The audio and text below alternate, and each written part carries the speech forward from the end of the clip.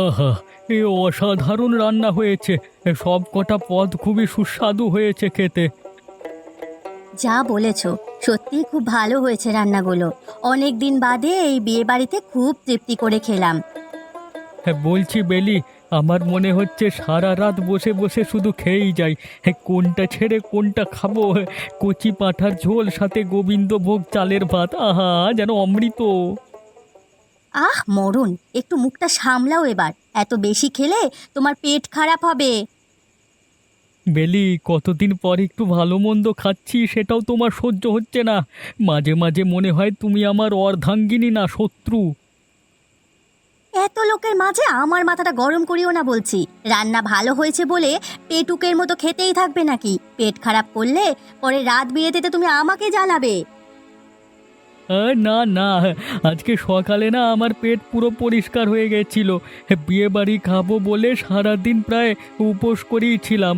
তাই একটু বেশি খেলে ক্ষতি করবে না, বুঝেছো? ওফ, কি সব আজে বাজে কথা বলছো তুমি খাওয়ার সময়। আর বেশি কথা বলো না বলছি। এবার থামো তো, আর বাড়ি চলো। এখনো তো চাটনি, পাঁপড়, পান্তুয়া, রসমালাই, রাবড়ি, জিলাপি, সন্দেশ, রাধা বল্লভী সবই বাকি খেতে। আর এখনই বলছো খাওয়া শেষ করে ফেলি? এই এত সুস্বাদু মন্ডা মিঠাই চারিদিকে রয়েছে, সেগুলো তো খেতে হবে, তাই না? মাঝে মাঝে আমার আশ্চর্য লাগে, তোমার কি এটা পেট না কুয়ো? কখন থেকে তুমি গিলেই যাচ্ছ, কিন্তু তোমার আর পেট ভরছে না। আমার প্রায় হলো বটে, আমি আছি, তুমি গিলতে থাকো। আর শুনে রাখো, রাত বিরেতে তোমার পেটের সমস্যা হলে আমাকে কিন্তু ডাকতে পারবে না। আর যদি ডাকো তাহলে কিন্তু আমি তোমার পেট ফুটো করে দেব বলছি। সত্যি এমন রাক্ষসে লোক আমি জন্মে দেখিনি। লজ্জা শরম বলে একটা কথা আছে। সব লোকেরা খেয়ে দিয়ে উঠে যাচ্ছে, আর উনি খেয়েই চলেছে খেয়েই চলেছে। কাল সকালে যদি ঘুম থেকে উঠে বলে যে পেট খারাপ হয়েছে, তখন আমি মজা দেখাবো।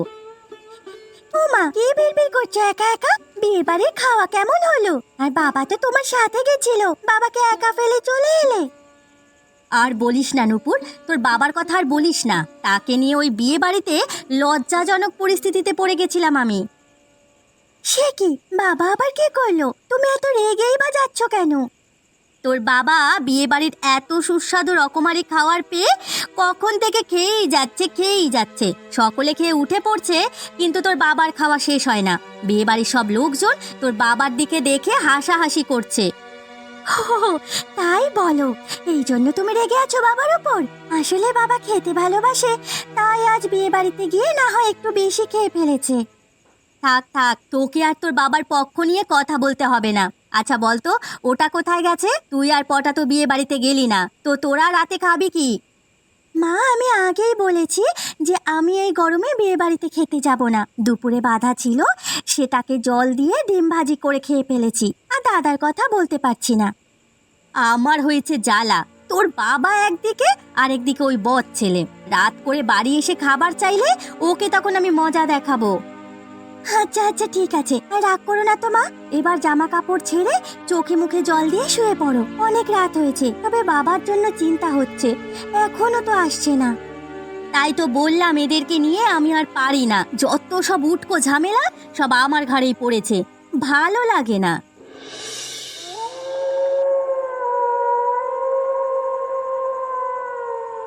বুঝলি হরি, হাতে পয়সা করি নেই, কামকাজ নেই। দু এক পয়সায় যেটা বাবার পকেট মেরে নিয়েছিলাম সেগুলো প্রায় শেষ হতে চলেছে। কিছু একটা করতে হবে বুঝলি, নইলে এভাবে কি করে চলবে বল দেখি। আমিও সেটাই ভাবছিলাম। হ্যাঁ, আমাদের দ্বারা তো কামকাজ বলতে চুরি চামারি ছাড়া কিছু করতে পারবো না, কারণ পড়াশোনাই তো আমরা ইতি টেনেছি। তোর হরি, ওই পড়াশোনা পড়াশোনা করে ভদ্রলোক সেজে টাকা রোজগার করা যায় না বুঝলি। টাকা রোজগার করতে হলে মাথা দিয়ে রোজগার করতে হবে, আর কম খাটনিতে অনেক টাকার কি করে রোজগার করতে পারা যায় এটা নিয়ে ভাবতে হবে। ঠিক বলেছিস পটা, তবে আমরা করবোটা কি বলতো? কি করে টাকা রোজগার করব? তোর মাথায় তো অনেক বুদ্ধি, তুই বল না। হরি, মনোযোগ দিয়ে শোন আমার কথা। মাস্টার মশাইয়ের খাটালের একটি কচি পাঁঠা চুরি করে বেচে দেবো বুঝলি। সর্বনাশ, আমরা পাঁঠা চুরি করব? যদি ধরা পড়ি তাহলে তো আমাদের পিঠে গ্রামের লোকেরা উত্তম মধ্যম দেবে। তুই চিন্তা করিস না, ওসব আমার উপরে থাক। মাঝরাতের অন্ধকারে যখন সবাই ঘুমে বিভোর হয়ে থাকবে, ঠিক তখনই আমাদের এই মহৎ কাজটা সেরে ফেলতে হবে বুঝলি। আর তুই এত ঘাবড়াচ্ছিস কেন? আমি আছি তো। না না, আমি ঘাবড়াচ্ছি না। তুই যখন সাথে আছিস আমার কোনো চিন্তা নেই। বেশ, তাহলে আজকে রাতে কাজটা করে ফেলবো বুঝলি। ঠিক আছে, তবে রাত প্রায় অনেকটা হয়ে এসেছে। এদিকে খিদেতে পেটের ভেতরে ইঁদুর দৌড়াচ্ছে, এখন বাড়িতে গেলে বিপদ হবে। কি করা যায় বলতো? কথাটা খারাপ বলিসনি, আমারও ভীষণ খিদে পেয়েছে। গ্রামের নগেনবাবুর মেয়ের বিয়ে হচ্ছে না আজকে, সেখান থেকে কিছু মাংস চুরি করে আনলে কেমন হয়? বাহ, খুব ভালো কথা বললি তো। এই কাজটা আমি করে ফেলতে পারবো। তবে কষা মাংসের সাথে যদি একটু একটু মানে অন্য কিছু হয়, মানে ওই আর কি, মানে হ্যাঁ, বুঝতেই পারছিস আর কি। বাহ হরি, আমার সাথে থাকতে থাকতে তোর মাথাটা বেশ ভালোই খুলে গেছে। হ্যাঁ, সেটার ব্যবস্থা আমি করছি। যা, তুই বিয়ে বাড়ি থেকে মাংস নিয়ে আয়, আর আমি মাংসের সাথে সিদ্ধির ব্যবস্থা করছি।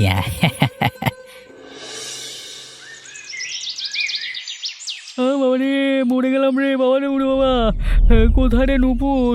ওরে বেলা গো, আমার কাছে এসো, পেটের ব্যথায় মরে গেলাম যে গো। কি হয়েছে বাবা, এত চিৎকার করছো কেন? ইস, কি বিচ্ছিরি গন্ধ!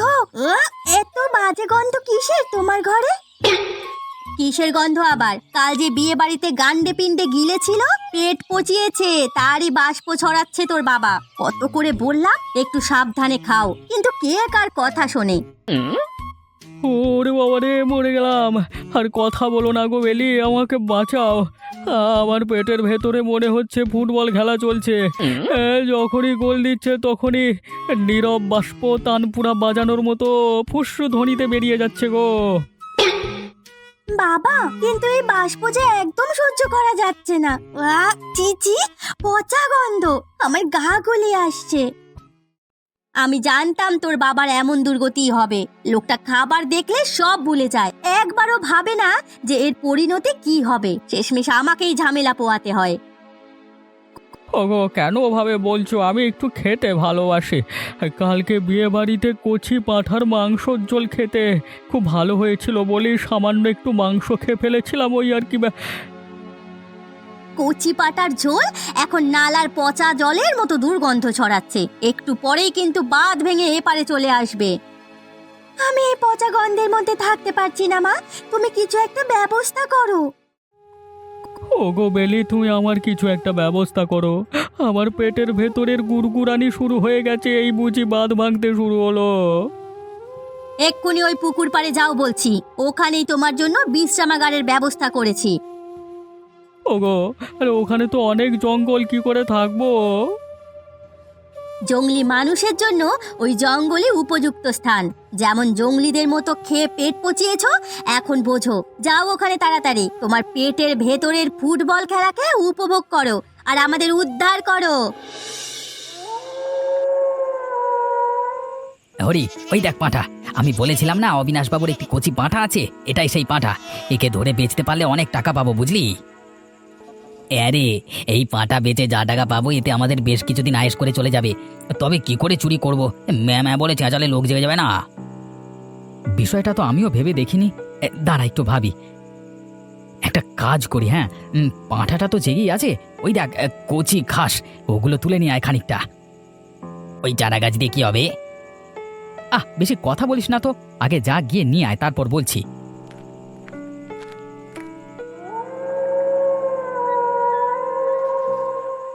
এই নে, এখন বল এই চারা গাছের কি কাজ? আরে বোকা, এই চারা গাছ দিয়ে লোভ দেখিয়ে পাঁঠাটাকে আকৃষ্ট করব।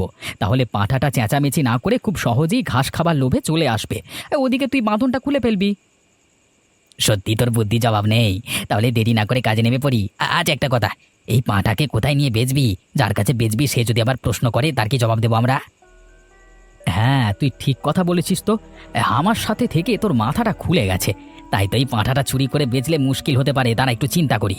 শোন শোন হরি, একে আমরা নদীর পাড়ে কেটে তারপর নিজেরাই হাটে বেচে দেব, তাহলে কারো সন্দেহ হবে না। বেশ, এটা ভালো পরিকল্পনা। এবার তাহলে পাঁঠা বাবা জীবনকে নিয়ে যাই। বেশ, তবে খুব সাবধানে আর আস্তে করে, কেউ যেন টের না পায়। আয় আয় আয় আয়, তাড়াতাড়ি আয়। আয় রে বাবা, সবই তোর জন্য। ওই কচি গাছের চারা সব তোর। আয় আয় আয় আয়, তাড়াতাড়ি আয়।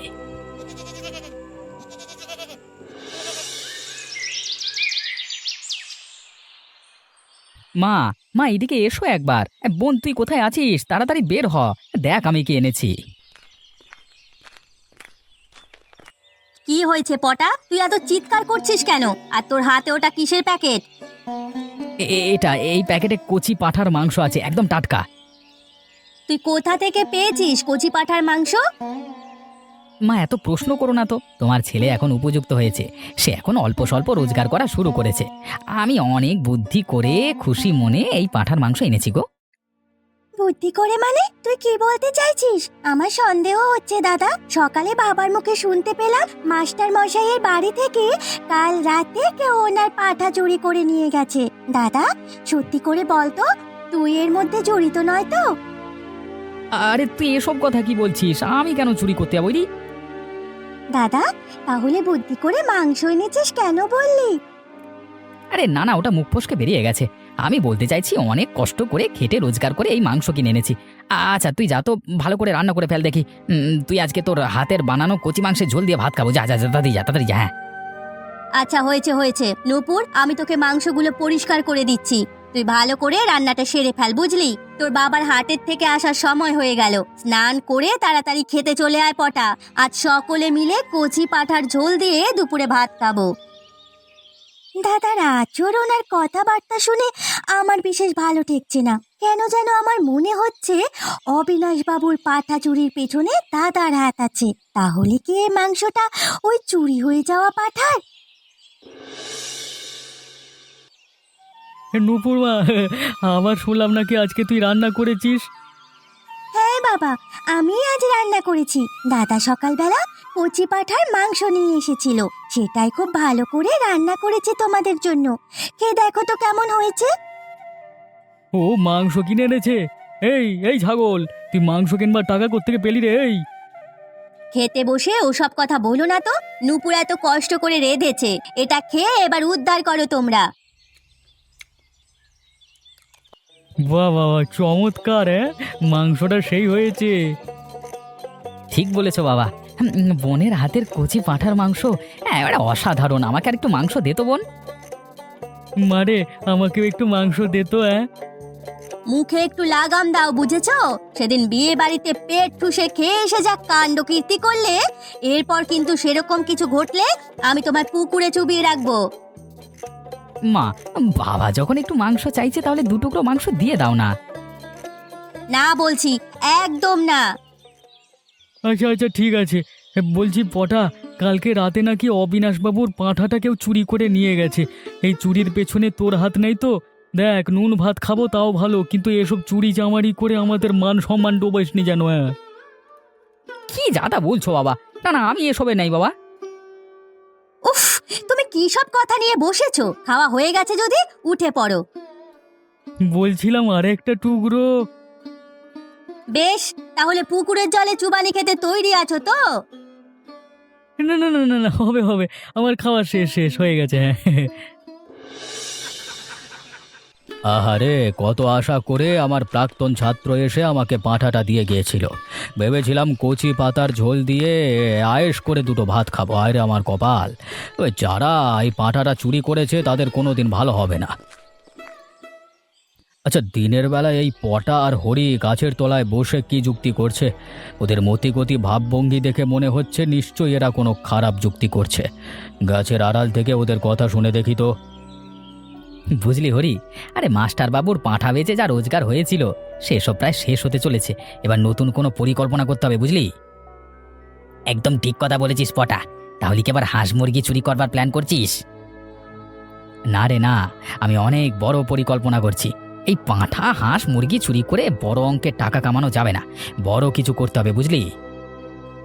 তাহলে কি বড় প্ল্যান করতে চাইছিস বলতো? এখন থেকে ধনী লোকেদের বাড়িগুলোর ওপর আমার নজর। সেসব বাড়ি থেকে সোনা রূপা এবং দামি দামি জিনিসপত্র চুরি করবার পরিকল্পনা করব, বুঝলি? আমরা খুব কম সময়ের মধ্যেই অনেক ধনী হয়ে যাব। সত্যি বলছিস? কিন্তু আমরা যদি ধরা পড়ে যাই তাহলে তো সারা জীবন হাজতে কাটাতে হবে। একদম না, আরে আমার নাম পটা। হ্যাঁ, আমাকে ধরবার মতো এই দুনিয়াতে এখনো কেউ জন্মায়নি, বুঝলি? আমি জানি তোর অনেক সাহস, কিন্তু কেন যেন আমার মনে ভয় করছে, বুঝলি? চুপ কর, ভীতু কোথাকার। আমার সাথে থেকেও তোর এত ভয়? না পাঁঠা হাঁস মুরগি ঠিক আছে, কিন্তু এই সোনার গয়না চুরি করাটা বিপজ্জনক হয়ে যাবে না তো? তোর যদি এতই ভয় তাহলে আমার সাথে থাকতে হবে না, যা চলে যা। না না, আমি তোকে ছাড়াবার কোথায় যাব? বেশ বেশ, পাঁঠা দিয়ে যখন শুরু করেছি, এবার গয়নার বাক্স নিয়ে আগামী যাত্রা শুরু করব। এই তো এবার লাইনে এসেছিস। তবে একটা কথা মানতে হবে বুঝলি, আমাদের এই মাস্টার মশাই, এই মানে ওই কচি পাঁঠাটাকে এত সুন্দর করে রেখেছিল, সে স্বাদ এখনো মুখে লেগে রয়েছে। আবারও যদি এমন কচি পাঁঠা কারোর বাড়িতে চোখে পড়ে আমাকে বলিস। হ্যাঁ, নিশ্চয়ই নিশ্চয়ই। তবে এরপর কিন্তু তোর বোনের হাতে কচি পাঁঠার ঝোল আমাকেও খাওয়াতে হবে।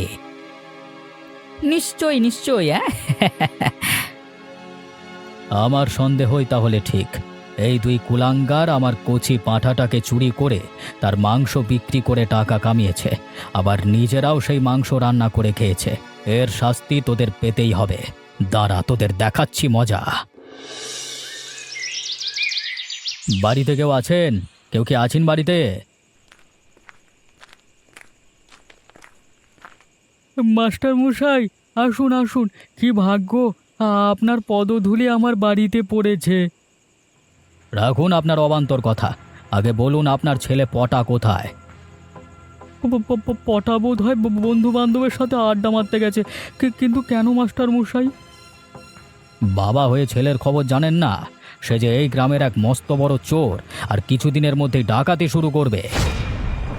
মাস্টার মশাই, আপনি মুখ সামলে কথা বলুন। আমার ছেলের নামে এসব বলার সাহস আপনার হলো কোত্থেকে? আপনাদের মতো বাবা মার প্রশ্রয় পেয়েই এসব ছেলেরা চুরি চামারিতে যুক্ত হওয়ার সাহস পায়।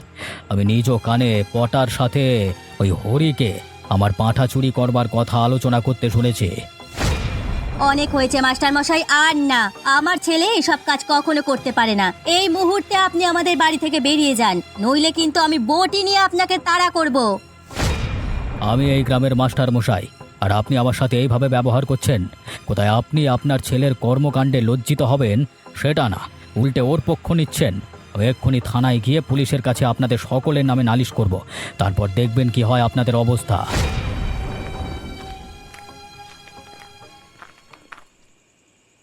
আমার মনে আগেই সন্দেহ জেগেছিল ওই ছাগলটার উপর, যখন সেদিন পাঁঠার মাংস নিয়ে আসে। ঠিক বলেছো বাবা, দাদার কথাবার্তা শুনে আমারও ওর উপর সন্দেহ জেগেছিল। মা, তুমি অযথাই মাস্টার মশাইকে ওভাবে কথা শোনালে। আসলে পটার নামে কেউ কিছু বললে আমার মাথা খারাপ হয়ে যায়, তাই আমি ওনাকে দু কথা শুনিয়ে দিয়েছি। বাদ বিচার না করে শুধু কথা শোনালেই হলো। এই মাস্টার মশাই যদি পুলিশের কাছে নালিশ করে, তাহলে আমাদের সকলকে রশি বেঁধে ধরে নিয়ে গিয়ে জেলে পুরে দেবে।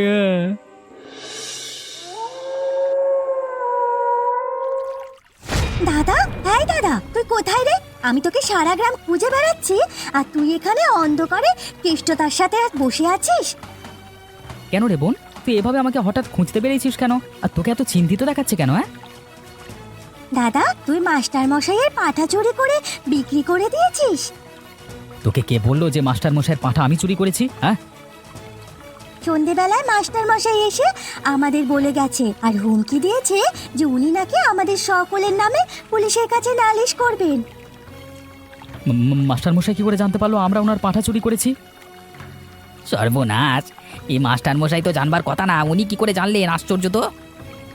দাদা, আমার কথা শোন, তোরা এখনই মাস্টার মশাইয়ের কাছে যা, গিয়ে পা ধরে ক্ষমা চেয়ে নে। মাস্টার মশাই দয়ালু মানুষ, উনি ঠিক তোদের মাফ করে দেবেন। একদম না, আমরা কখনোই মাস্টার মশাইয়ের কাছে গিয়ে ক্ষমা চাইবো না। তুই এখান থেকে যা। দাদা, জেদ করিস না, আমার কথা শোন। তোর জন্য কিন্তু বাবা, মা আর আমাকে এই গ্রামের সকলের সামনে অপদস্থ হতে হবে। ওই মাস্টার মশাই কিচ্ছু করতে পারবে না। ওই পুলিশের কাছে যাওয়ার আগেই আমি ওকে উপরে পাঠিয়ে দেবো। তুই এখান থেকে যা বলছি। দাদা, তুই ওনার পাঠা চুরি করে বড় ভুল করেছিস। এখন ওনাকে মার্ডার পরিকল্পনা করে কিন্তু সামনে তোর সাথে সাথে আমাদেরও বিপদ ডেকে আনছিস। এরপর আর একটা কথা বলবি না নূপুর, নইলে কিন্তু এই মুহূর্তে আমি মাস্টার মশাইয়ের বাড়িতে গিয়ে ওনাকে সহ ওনার বাড়িতে আগুন ধরিয়ে দিয়ে আসবো। তুই এখনই চলে যা বলছি এখান থেকে। ঠিক আছে দাদা, তুই মাথা ঠান্ডা কর, এইসব কাজ করতে যাস না। আমি এখনই চলে যাচ্ছি।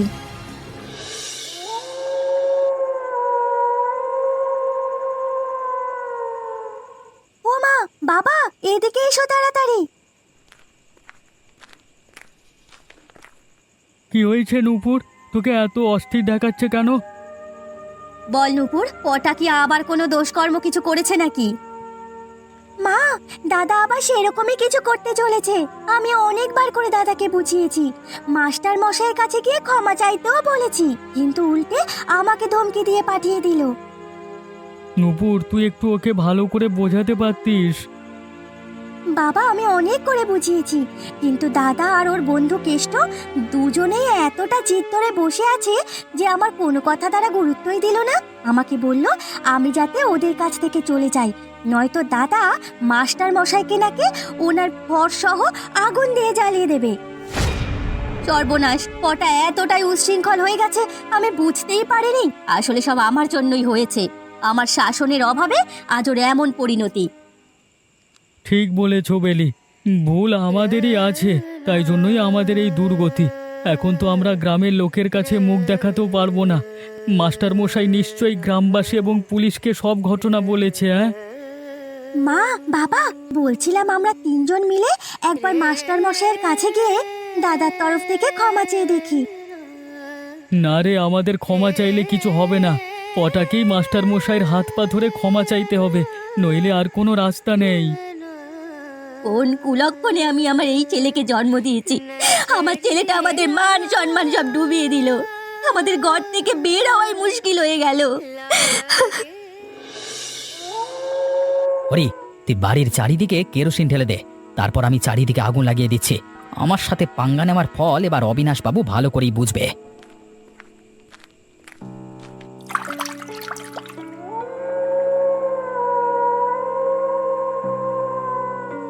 পটা ভালো করে ঘরের চারপাশে কেরোসিন ঢেলে দিয়েছি, এবার তুই আগুন ধরিয়ে দে বাড়িটাতে। হ্যাঁ, আরে আমাদের নামে পুলিশের কাছে গিয়ে নালিশ করবার শাস্তি এবার অবিনাশ বাবু ভালো করেই টের পাবে। ওরে বাবারে, এ কে গুলি করছে রে? ওরে বাবা, মরে গেলাম। আরে বাবারে, আমাকে ওরে পটা দেখ পুলিশ। আর এক পাও নড়লে কিন্তু আমি সোজা তোদের মাথার খুবড়ি উড়িয়ে দেব। পুলিশ বাবু, আমাকে ধরা এত সহজ না। আপনি আমার পায়ে গুলি মেরেছেন আপনার বন্দুক দিয়ে, কিন্তু আমি আমার এই দু হাত দিয়ে আপনার জান নিয়ে নেব। ছেড়ে দেবো, যে ছাড় ছাড়, নইলে কিন্তু বাবা। ছাড় ছাড় বলছি, আমাকে ছাড়, লাগছে হরি। এত সহজে তো আপনাকে ছাড়বো না। আপনার পাঁটা চুরি করেছি বলে আপনি আমাদের নামে পুলিশের কাছে নালিশ করেছেন, এবার দেখুন আপনার কি অবস্থা করি। ওরে বাবা রে, হরি রে, হরি তুই আমাকে ছেড়ে চলে গেলি। হরি, এবার তোর যাওয়ার পালা, এই দেখ। পুলিশ বাবু, আমাকে গুলি মারবার আগে একটু একটু আমার শেষ ইচ্ছেটা পূরণ করুন। তোর আবার শেষ ইচ্ছে জানোয়ার কোথাকার? বল বল, তোর শেষ ইচ্ছে কি বল? আমি আমি আমার বোনের হাতে কচি পাঁঠার ঝোল খেয়ে যেতে চাই। তোর সেই ইচ্ছে আর পূরণ হবে না। এই নে, পুলিশের ওপর আক্রমণ করবার পরিণাম কি হতে পারে সেটা টের পেলি তো? মাস্টার মশাই, আপনি হরি আর পটার বাড়িতে ওদের মৃত্যুর খবর পাঠিয়ে দিন।